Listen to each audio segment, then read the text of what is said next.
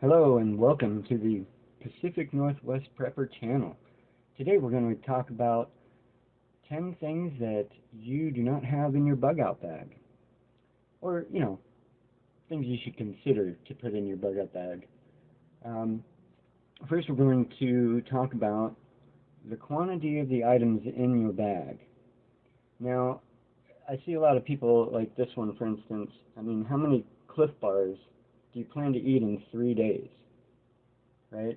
Most bug out bags are geared for 72 hours, which is the likely amount of time that you'll have to wait for aid to arrive during an emergency. I know some people, they're kind of setting up their bug out bags more like an inch bag. They have the plan to bug out into the wilderness and never never come back home, or indefinitely wait out an emergency, which is a serious possibility, but unlikely. What you really need to do is plan for 72 hours, maybe a little bit more if you're in a rural area, but don't go overboard with your items, even down to your fire kit. Like if you got a lighter and you got a ferro rod and a striker and you got some tinder in there, that's all good. But you put in like an entire pack of regular matches. That guy's got 2 in his bag. Why do you have that many matches? I know it's tiny amount of weight and tiny amount of space, and sometimes those matches don't work. Well, if you're worried about that, get some stormproof matches and just put in half a dozen. How many do you plan to use in 3 days when you have a lighter, you have other ways of making fire that are more,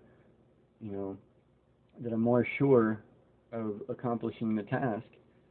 Then, go with those and just have a few matches in there as an extreme backup.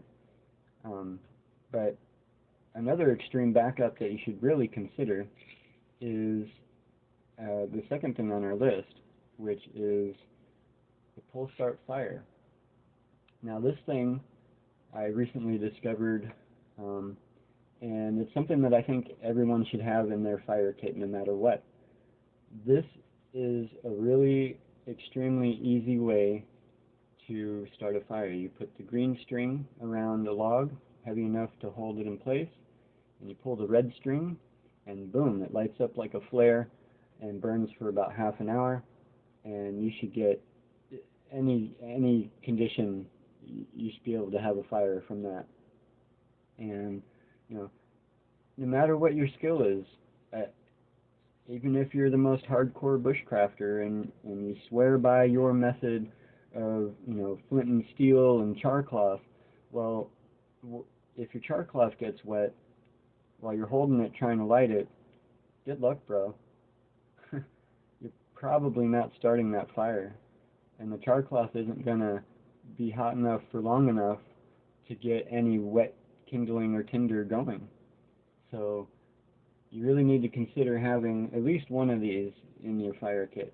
They are a little big, and I actually don't know how heavy they are. I was trying to look at the weight, but I think it's giving me the weight for all 3 in the package, and plus like the box or whatever. I'm not sure, but I can't imagine it's a lot of weight.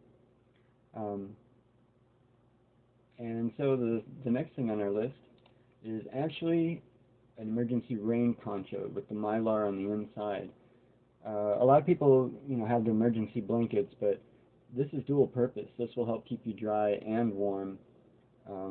And in an emergency situation, when you're injured, you need to keep that core temperature up, and this will help you do it, and do it easily, because you don't have to fiddle with getting the blanket to fold over your head right, or those mylar blankets can be can be hard to work with. So yeah, just consider that. Now the next thing on the list is something that I saw a video a long time ago of somebody who lives near a forest where all the leaves turn orange, during the fall. And if you have nothing but bright orange gear, say, and you drop that knife, that handle is all orange, well, guess what? There's a good chance you might not find it amongst all the orange leaves. And through some research, I discovered that bright green is actually uh, the most noticeable color to the eye. Subconsciously, you will see bright green before you see any other colors in a rainbow, say, right? Now, the reason I like this color, sky blue, is because, well, nothing on the ground is sky blue. Only the sky is sky blue sometimes. And also, hot pink would work very well. This is reflective paracord, if you didn't notice. And so I like to wrap things with the sky blue reflective. And that way, if I drop it, I can see it in the day. And at night, I can shine a flashlight and the reflectiveness will catch really, really easily. All right, so next up on the list. Now, I see a lot of people and they have those pocket bellows, and that's great. Um, I love that item, and I don't have one myself, but I did get a collapsible straw. I can't remember which one it was. There's quite a few out there. I just got one of these that it was a single one. It comes in a little case like this. It actually looks like this one. It's all rainbow colored. It doesn't come with a little silicone tip, but I wasn't worried about that. But yes, it's like 3 feet shorter, but it is also it can be used as a bellows, and on top of it you get a little brush that comes with it to help keep it clean, and you're also doing the world a favor by reusing a straw instead of getting all those plastic ones that are destroying our earth. Alright, so the next one on the list, believe it or not, is just MRE heaters, just the heater pack. And the reason I say this is because, if you carry an MRE and that's your style, go ahead. I'm not going to knock you for that. But for the people that do the freeze-dried foods, this is my concern. At some point during your emergency, you may have to ration water. And if all you have are meals that require 2 cups of water per meal, on average, then you're going to have a hard time rationing that water. And so I would greatly consider, make a meal, put it in a Mylar bag, like an MRE, and buy some MRE heaters, and put that as, at least one of your meals in your kit.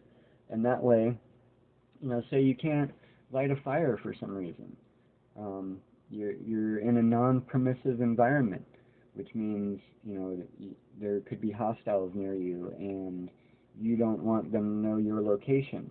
Well, starting a fire makes noise, even a tiny one in a little, foldable stove. It's going to make noise. An alcohol burner is going to smell, make light. This is, to me, an MRE heater. You just need a tiny amount of water in there, and you put the package in there, and you wait. And it heats it up, and boom, you got a nice hot meal, nice and quiet, and you haven't used your water that you're rationing, or you've hardly used any of the water that you're rationing. So that's an idea. Next on the list is Antinausea. Now everybody puts anti-diarrhea in their kit, and that's great. That's one of the worst things you have to deal with out in the wild, trying to survive, and you're losing water that way, and that would suck. But if you've ever gotten food poisoning, like the really bad kind, you know that it likes to come out of both ends. And if you're not able to keep anything down, diarrhea is the last of your worries. If you can't keep water down, that's going to kill you so much faster. Diarrhea is survivable, folks. It is. Even in a survival situation, you're more likely to survive just diarrhea than having food poisoning, or you ate something poisonous and you're puking all the time. Well, that's going to kill you real fast, right? So make sure you're putting in some anti-nausea pills. Alright, next up, we have a sniper veil. Now, I usually carry a bandana. I always carry a bandana on me because I put a filter inside of it to wear as a mask. And that way I always have it on. I don't have to fiddle my pockets and try and find my mask. It's always there. But you should consider maybe even instead of a shemagh, putting in a sniper veil. They're, I think, a bit bigger, and so there's maybe a little more weight. I don't know. They're a mesh, so it's you're trading some material for a bigger size piece, right? And so you want to make sure you get the 100% cotton. I looked, and this one is 100% cotton down here. It says. So this is 48 by 40, so that's pretty big. But there's a lot more ways to use a sniper veil than a shemagh. This could be an improvised sling, but it can also provide you cover, camouflage, right? You can stick some foliage into it and hide right in front of someone. That's no joke. So yeah, you should really consider getting a sniper veil. I've also seen there's like an old Canadian military scarf of some kind that looks like a sniper veil, but it looks like it might be softer because it's an actual scarf. But you know what? It's like a mesh, and so it would totally do the same thing as a sniper veil. Something to look into. And the next on the list is the Speedy Stitcher. Now, this thing is really neat. It's basically a hand sewing machine, the way it works. And it's it's possibly the best sewing kit you'll ever put in your bug out bag, because this thing will actually allow you to sew through leather and cordura, that heavy duty fabric that most people have in their their backpacks and their pouches and stuff. Yeah, this is I don't think I'm even gonna have a regular sewing kit in my bug out bag. I don't have one of these yet, but I've watched a few videos, and one guy actually put leather working thread in it, and that looked like it would be easier to work with because it's like a stiff waxed thread. So yeah, something else to consider for your bug out bag. Next up, something I don't see very often. I think I saw one video a long time ago, somebody put one of these in their bag. And it's basically just a headband for your flashlight. And this way you don't have to have a flashlight and a headlight. You can do both. This is how I plan to do it, because I think of it this way. It's one less electronic device to have to charge, right? Because I use rechargeable batteries, and so like it's one less thing that I have to worry about, right? And that way, I'm not. Yeah, there's some lack of redundancy in that regard, but I have a flashlight in my bug out bag, and I have a flashlight on my person all the time. So, I feel like this is a better way to go. It's a lot cheaper, and you can better mainstream the batteries that you use. Because once you start getting into headlamps, a lot of times they won't use AAA or AA. They'll use different batteries. And, there's a lot of them out there, but this is a much simpler and quicker way to be able to get a headlamp if you don't have one already, but you already have a flashlight that could fit in there. And it's an elastic band there, and it'll fit, you know, a good amount of flashlights. So, yeah, another thing to consider.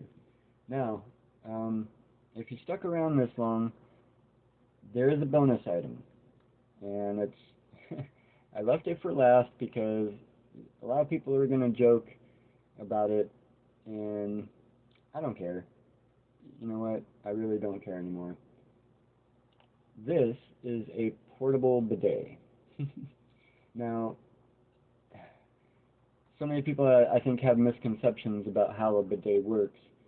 I think they think the water is supposed to go in, and no, that's not how it works. It's just supposed to go across the surface. So I actually use this every day at home. It saves on toilet paper. I used to use several wads, and now I only use two. One to dry and one to, you know, check and make sure.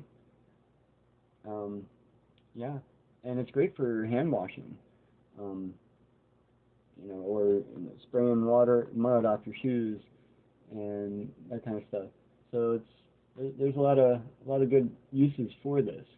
And I actually use the different kind of water bottle. They're the real cheap water bottles, the real crinkly kind, you know, easy to crush. Those allow you to get some better pressure out of it. But yeah, that's technically 11 things to consider for your bug out bag. I hope you enjoyed this video, and please, if you did, give it a like.